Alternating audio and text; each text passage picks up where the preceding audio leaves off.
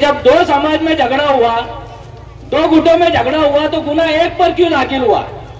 तो बोले हमें सीसीटीवी फुटेज नहीं मिले, जबकि मुसलमान साइड के सीसीटीवी फुटेज आधे घंटे में इनको मिले। क्या समझे इससे? उसके बाद शेवगांव आया, उरूस है, बहुजनों का उरूस, एक दरगाह का उरूस जिसमें सारे बहुजनवादी लोग प्रोग्राम में थे। वहां का एक पिया है, क्या नाम है उसका? पुजारी। नाम समझ के लो क्या?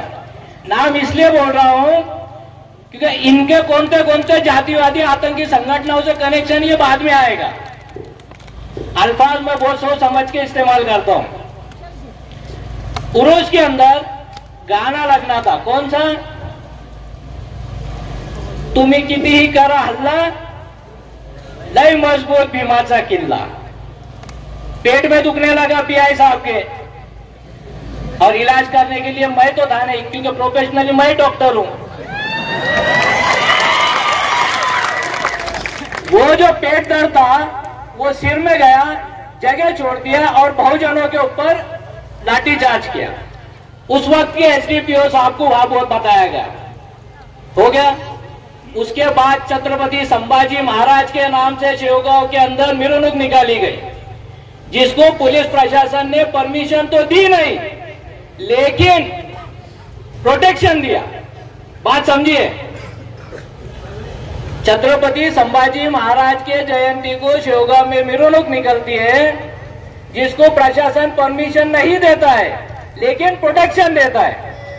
उसमें कुछ जातिवादी संगठन के लोग मस्जिद के पास आकर नारेबाजी करते हैं और मस्जिद पे हमला करते हैं। मस्जिदों पे हमला हुआ, मस्जिदों के अंदर जो लोग थे उनको मार लगा। आरोपी कौन? दाढ़ी टोपी वाले। रात को 2 बजे इंक्वायरी के नाम पे, आरोपी पकड़ने के नाम पे वहां के एसडीपीओ, पुलिस प्रशासन मुसलमानों के घरों में घुसती है, मुसलमान घर के मस्तूरात के साथ में बेहुरमती करती है। उन्हें जब कहा जाता है, माननीय राकेश ओला को मिलकर यह कहा गया कि मस्जिद पर हमला हुआ, गुना दाखिल किया? नहीं किया। वहां अपने अहमदनगर जिले के जिम्मेदार, जिसे सरकार ने पालक कहा है, और हम लोग सब क्या बोलते हैं? पालक मंत्री, वो वहां पहुंचे। पालक का काम क्या रहता? 2 बच्चों के अंदर अगर झगड़ा हो गया, 2 गुटों में झगड़ा हो गया, तो दोनों को मिलकर सुलह करें। लेकिन वो पालक मंत्री और उसका बेटा बोला कि बेटा बोला, हाँ जो भी है, वो जो है वहां एक जातिवादी संगठनों से मिलकर ये बताने की कोशिश करते हैं कि वो सब सही है। और आरोपी कौन है? दाढ़ी टोपी वाले, म्हणजे आपले भाषा में मुसलमान, उनके भाषा में लांडे। अब मसला ये है कि यहां तक बात थमी नहीं, वहां भी केस दाखिल नहीं हुआ। उसके बाद हमारे संगमनेर का मसला आया। एक न्यूज चैनल का संपादक आता है, वहां पर भाषण करता है, उसका असर अकोले में होता है। छोटा 17 साल के बच्चे के ऊपर हमला होता है, उसे जान से मार दिया जाता है। जब उसे जान से मार दिया जाता है, जब हम पुलिस प्रशासन के पास जाते हैं, तो वहां का पीआई को जब हम नाम बताते हैं कि ये फेरिस्ट है, ये लोग हैं जिनके वजह से हमारा बच्चे का इंतकाल हो गया, हमारा बच्चा शहीद हुआ, तो वहां का पीआई बोलता है यांचे नाव घेऊ नका, तुम्हाला प्रॉब्लम येईल। तो अब सोचो कि वो पीआई की मानसिकता क्या है। वहां से निकलो, कोपरगांव में आओ। कोपरगांव में एक मस्जिद के अंदर एक जातिवादी आतंकी संगठन का आदमी घुसता है, मस्जिद में से कुरान शरीफ की बेहुरमती करता है, सारे गांव में उसके पेजेस फेंकता है। पुलिस प्रशासन को यह चीज बताई जाती है। तो हमारे एडिशनल साहब है अहमदनगर जिले के, म्हणजे तुम्ही जर तिथं कॅमेरा लावला असता तर आम्हाला आरोपी पकडण्यात खूप मस्त, म्हणजे आम्ही आरोपी पकडला असता। अब मैं ये पूछना चाहता हूं, कैमरे तो अभी 8, 10 साल, 15 साल पहले, इसके पहले आरोपी पकड़ते थे क्या सेटलमेंट करते थे? कोपरगांव का आरोपी क्यों नहीं पकड़ा गया? तो बोले वहां कैमरे नहीं थे। ठीक है, गुहा के अंदर कैमरे लगे तो निकाल रहा कौन? ये चीज जब हमारे एसपी साहब, आदरणीय एसपी साहब, और क्या करे उन्होंने? हमेशा की तरह क्या, कुछ नहीं। कोटले के मसले के बाद जब ये सब मसले के साथ में हम जब राकेश ओला साहब के पास गए, उन्हें हर एक चीज तरतीबवार बताई गई। उनको ये बताया गया कि पुलिस प्रशासन किस तरह जातिवादी आतंकी संगठन का साथ देती है। उम्र का मसला बताया गया कि एक मस्जिदों के ऊपर हमला होता है, उन बच्चों पे गुने, सामने वाले जातिवादी आतंकी संगठनों के ऊपर गुने दाखिल होते। प्रशासन को जब उनके नाम बताए जाते हैं तो यहाँ का पीआई आपके राहुरी का, त्यांचे नाव घेऊ नका, तुम्हाला प्रॉब्लम येईल। अरे तू प्रशासन की गुलामगिरी कर रहा है, प्रशासन का काम कर रहा है कि वो जातिवादी संगठन के लोगों का काम कर रहा है। गली से लेके दिल्ली तक, जिले से लेकर तो उमरा तक और गुहा तक, प्रशासन हो, पालक मंत्री हो, आमदार हो, खासदार हो, ये तुम्हारी कोई बात सुनने के लिए तैयार नहीं है। कोई ये सोचता होगा कि भाई ये जो हमारा दादा जो चुनकर आया, यहाँ कौन है? प्राजक्त तनपुरे राष्ट्रवादी से चुनकर आया। आपको बता दूं कि गुहा के अंदर जो दरगाहों पे हमले हो रहा है, इसमें राष्ट्रवादी के लोग भी शामिल है। अगर किसी के पास प्रूफ नहीं होगा तो मैं देता। एक जगह बताने का कि आम्ही सेक्युलर पार्टीचे लोक आहोत, आम्हाला या भानगडीत पडू नये आणि दुसरी जगह जाकर पूजा करने की। और जब किसी ने पूजा समाजासोबत जावा लागतो, अरे जब तेरी ताकत नहीं है बोलने की, गलत को गलत बोलने की, तो काय को प्रतिनिधित्व करता है? हमारे यहाँ का एक दूध वाला है, मालूम है क्या दूध वाला? कुछ लोग टोपी वाला बोलते हैं उसको, पर अपनी टोपी अलग है, वो अलग टोपी रहती है। उसके नजदीक गजराज नगर में मस्जिद पर हमला हुआ। अब एसपी साहब तो छोड़ दीजिए, हमारे जो बीजी शेखर साहब है वो क्या बोलते मालूम क्या? ती मस्जिद नव्हती म्हणे। का नव्हती? त्याला मिनारे नहीं है। एसपी साहब को पूछे तो बोलते नहीं, बोले वो मस्जिद नहीं थी, बोले वो सिर्फ पत्थर का शेड बनाया हुआ था। अब इनको ये कौन बताएगा कि जहां 5 वक्त की नमाज होती, जहां अल्लाह का जिक्र होता, जहां तराबी होती, जहां जुमा पढ़ा जाता, उसको बोलते हैं मस्जिद। लेकिन इनके हिसाब से क्या है? नहीं, बोले मस्जिद नहीं थी। क्यों नहीं थी? क्योंकि कहा ना कहा इनके सेटलमेंट हो गए। अब आपको बहुत राज की बात बताता हूं। हमारे जो एसपी साहब है ना, उनके बारे में एक चीज मालूमगिरी है, क्या कुछ जातिवादी संगठनों के मीटिंगों में भी जाते हैं ये, लेकिन बताने के लिए ऐसा बताते हैं कि हम सेक्युलर है। जब भी हम एसपी साहब के पास गए तो उनके एक ही जवाब था, आप मेरे खिलाफ कोर्ट में जाइए। अगर आपको लगता है कि मैं गलत हूं तो मेरे खिलाफ कोर्ट में जाइए। अरे हम साल भर से बता रहे हैं एसपी साहब आप गलत है, और अब तैयारी रखो, आपके यहां से मैं बोल रहा हूं, अब तैयारी रखो एसपी साहब, जल्द हम हाईकोर्ट में मिलने वाले हैं। और उस वक्त आप जवाब देना कि आपने क्या सही किया और क्या गलत किया।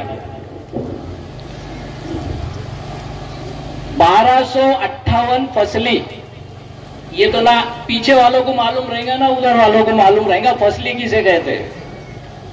1258 फसली में नोंद है देवस्थान इनाम वर्ग 3, देवस्थान इनाम वर्ग 3, 1258 फसली, मुजावर शक्कर भय। अब शक्कर भय या शकूर भय, ये किसका नाम है? आज जो दावा कर रहे हैं इनका शिजरा साबित करके देना, हम उनको दरगाह के साथ सारी जगह दे देंगे। एक भी नाम उन्होंने साबित करना कि ये उनके शिजरे से, उनके वंशज से आया, हम जगह दे देंगे। देंगे ना भाई? मैं गोवा वालों की तरफ से बात कर रहा हूं। 1258 फसली के अंदर शक्कर भय ये मुजावर बोलकर, और उनका सिजरा यहां तक चलते आया आज तक। अचानक से ये उठते, नींद में से उठते, अभी बीच में जब मूर्ति रखी गई तो हमारे यहाँ के दूध वाला नींद में से उठा, बोले मला ना साक्षात्कार झाला की म्हणे कानिप नात्याने मला बोलवलं। और गम्मत ऐसी कि 10 मिनट पहले मूर्ति वहां रखी गई और 10 मिनट में वहां से यहाँ आया हो। फ्लाइट भी इतनी जल्दी नहीं आती। बोले तो ये पूर्ण नियोजित था। इसके अंदर कौन कौन शामिल था? इसके अंदर सरकार पूरी तरह शामिल थी। एसडीपीओ ने कुछ किया नहीं, पीआई ने कुछ किया नहीं, तलाटी ने कुछ किया नहीं। अरे खास बात बोलना भूल गया मैं, यहाँ के एसडीपीओ बोलते हैं हाँ महसूल का विषय है, हमसा विषय नहीं है। अब उसको ये समझाना पड़ेगा। रही थी जब क्या तू सो रहा था क्या? जब वो कायदा सुव्यवस्था बिगाड़ रहे थे, हजरत रमजान बाबा के दरगाह के अंदर मूर्ति रख रहे थे, उस वक्त तू क्या कर रहा था ये हमको बताओ। इसके पहले एक मसला हुआ था जिसके अंदर मुस्लिम औरतों के ऊपर हल्ले किए गए और ये बताया गया कि मंदिरात पुजारी असताना पुजारी और हल्ला झाला। और एक न्यूज चैनल का संपादक है, उसने उतनी क्लिप बताई, लेकिन उसने आगे की क्लिप बताई नहीं कि पुजारी कैसा लोगों के आंख पे जा रहा है। अब पुजारी था क्या नहीं था वो अलग विषय है, लेकिन पुजारी को मारते हुए दिखाने की जो साजिश रचे उसके आता भाडे तत्वावर सगळे जीव राहिले आता त्यांच्याकडून, त्यांच्याकडे बाकीचं काही राहिलेलं नाहीये।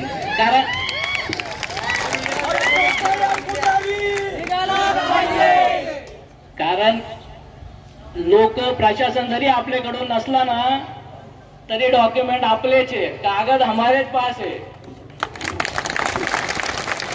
उस वक्त यहाँ का पीआई और पुलिस प्रशासन इनके साथ नाश्ता कर रहे थे और एम्बुलेंस अंदर जान नहीं दे रहे थे। तो हमने माननीय राकेश ओला साहब को मैसेज किया है कि सर वहां पर कुछ लोग जख्मी हो चुके हैं और इनको मेडिकल इमरजेंसी है। तो माननीय राकेश ओला साहब वहां बैठकर बोलते हैं ऐसा कुछ हुआ नहीं है, ऐसा कुछ हुआ नहीं है। इससे यह समझ में आता है कि राकेश ओला साहब हो या तो हमारे सालीमठ साहब हो, ये तो बहुत खतरनाक है। सालीमठ साहब मालूम है क्या आपको? ये हमारे अहमदनगर जिले के कलेक्टर हैं। मुस्लिम अल्पसंख्यक दाढ़ी टोपी वाले दिखे क्या, इनको दवाई लगती है। ऐसा सामने देखे ना तो उनके ऐसा आंखों के अंदर इन्फेक्शन चालू हो जाता। लवकर लवकर हटकून द्या म्हणे मला दुसरं काम आहे, हे अल्फाज रहते उनके। मी माझ्याकडून कोणतेही अल्फाज बोलत नाहीये, जे समोर झालं ते सांगतोय। मी ज्याला गवाही देतो की मीच तिथं हजर होतो। और ये सब लोग चाहे पीआई हो, तलाटी हो, प्रांत हो, तहसील हो, एसपी हो या कलेक्टर हो, किसके बोलने पे काम करते हैं? पालक मंत्री। पालक मंत्री को सिर्फ एक ही चाहिए, खुद की कुर्सी बचाना, अहमदनगर में दंगे कराना। इसके अलावा कोई एजेंडा नहीं है, क्योंकि उनका सबसे बड़ा एजेंडा है कि जल्द से उनको मुख्यमंत्री के कुर्सी के खाब दिख रहे हुए। अगर उनको मुख्यमंत्री बनना है तो उनको सीट लाना पड़ेंगे, और जहां सीट लाने के लिए जातीय दंगल जरूरी है, क्योंकि जो पक्ष से वो लड़ने वाले हैं वो जीतकर तभी आ सकती है जब अहमदनगर में जातीय दंगल, हिंदू मुस्लिम दंगल हो।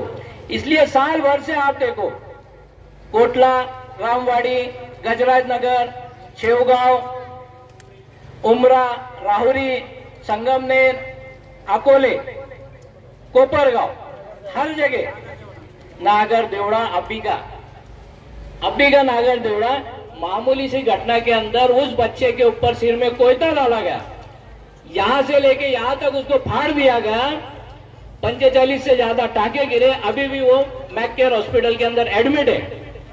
आरोपी इनको मिलने वाले नहीं है, ये आरोपी को पकड़ेंगे भी नहीं, जामीन हो जाएगा। ये सेटिंग से काम होता पूरा। दाढी टोपी वाला जर आरोपी असल, ताबडतोब अटक, आणि ते बेलेबल जरी कलम असतील ना तरी कोर्टात हजर करणे। गोवा वाला के साथ हुआ है, बेलेबल कलम रहने के बावजूद इनको 2 दिन की पीसी देने का काम ये पुलिस प्रशासन ने न्यायालय को ऐसा बताया कि कितना बड़ा दंगल हो रही, जबकि दूसरे जातिवादी आतंकी संगठन के लोग खुलेआम फिर रहे थे। उसके बाद में हमने प्रशासन को ये बताया कि ये जातिवादी आतंकी संगठन के लोग दरगाह में मूर्ति रखने वाले हैं, लेकिन ना कलेक्टर ने कुछ किया ना एसपी ने कुछ किया, क्योंकि उनका काम है क्या, कुछ नहीं करना। अगर कुछ किए होते तो हम यहां रहते क्या? नहीं, इनका काम है कुछ नहीं करना। अभी तो आपको हर एक बात बताने का भूल गया मैं, अहमदनगर के कलेक्टर की पदोन्नति हो गई, बढ़ती हो गई, अंदर साहब हुई ना। ये जो आहे मेरा मानना ये आहे की ज्या प्रकारे या लोकांनी जिल्ह्यामध्ये मुस्लिम अल्पसंख्याक समाजावर अत्याचार केला आणि ज्या जातीवादी आतंकी संघटनेला डायरेक्टली इनडायरेक्टली मदत केली, त्यामुळे यांना कुठं ना कुठं त्याचा समजले का बख्शीश। अब ये जगह तो हमारे इनाम की है। अभी जैसा जालिंदर साहब ने बोले इनाम किसको मिलते हैं, लेकिन अभी जो इनाम मिल रहे हैं ना, ये मुस्लिम अल्पसंख्यक समाज, दलित, पिछड़ा वर्ग, इनको तकलीफ देने के वास्ते इनाम मिल रहा है। और वो इनाम मेरा मानना है कि माननीय कलेक्टर साहब को मिल गया। थोड़े दिन रुको, एसपी साहब को भी मिलेगा, आपके यहाँ के एसडीपीओ क्या नाम है उनको भी मिलेगा, यहाँ के पीआई को भी मिलेगा, तलाटी को भी मिलेगा और तहसील को भी मिलेगा। मेरे अल्फाज याद रखना, इतिहास उठाकर देख लो, जहां जहां मुसलमानों के ऊपर अत्याचार हुआ, जो लोग उसमें मौजूद थे जिन्होंने मुसलमानों पे, अल्पसंख्यक समाजों पे अत्याचार किया, इन सबको इनाम मिल चुके हुआ है। किसी को राज्यपाल बनाया गया, किसी को खासदार बनाया गया। उसी तरह यहाँ के लोगों को उस तरह से इनाम मिलने के चांसेस भरपूर है। अब रही बात कि हमारे एक दोस्त ने कहा कि संविधान समझून गया। अब मसला ये है कि संविधान तो हम समझते हैं, और संविधान समझते हैं इसलिए हम यहाँ बैठकर संविधान मार्ग से न्याय की अपेक्षा कर रहे हैं। अगर हमने संविधान का दायरा छोड़ दिया तो क्या होगा? हमें अगर कभी मूर्ति निकालने का अगर हमने आज डिसीजन ले लिया ना, लेकिन हम संविधान को मानते इसलिए हम तुम्हारे पास आ रहे हैं कि कायदा सुव्यवस्था बिगड़ना नहीं, इसलिए हम तुम्हारे पास आ रहे हैं। और अगर तुम्हारे से नहीं होता तो आज इस मंच से ऐलान कर रहे हैं कि तुम बोलो कि तुम्हारे से नहीं होता, हम बताएंगे हम कैसे निकालते हैं। और ये आगाज है, अंजाम तक तो अभी जाना है। अगर आगाज ऐसा है, सोचो अंजाम क्या होगा। और जिस दिन मुस्लिम अल्पसंख्यक समाज, दलित और ये सब मिलकर संविधान मार्ग से सिर्फ चलते भी बने ना, सिर्फ अगर चलते भी रहे ना, तो हाफ चट्टी वाले तो गायब ही हो जाएंगे। खैर, बहुत बातें हैं बोलने के लिए, लेकिन आप सबसे गुजारिश है कि आप आज जिस तादाद में आए, इंशाल्लाह आने वाला जो आंदोलन रहेगा, क्योंकि हम संविधान को मानने वाले, हमारे हाथ, एक हाथ में संविधान और दूसरे हाथ में कुरान है, इसलिए हम अदब के दायरे में आपसे बात कर रहे हैं कि जब भी इसके आगे जब आपको बुलाया जाएगा तो आप लब्बैक बोलकर हाजिर रहेंगे। वाक़िअतन अल्हम्दुलिल्लाह रब्बिल आलमीन।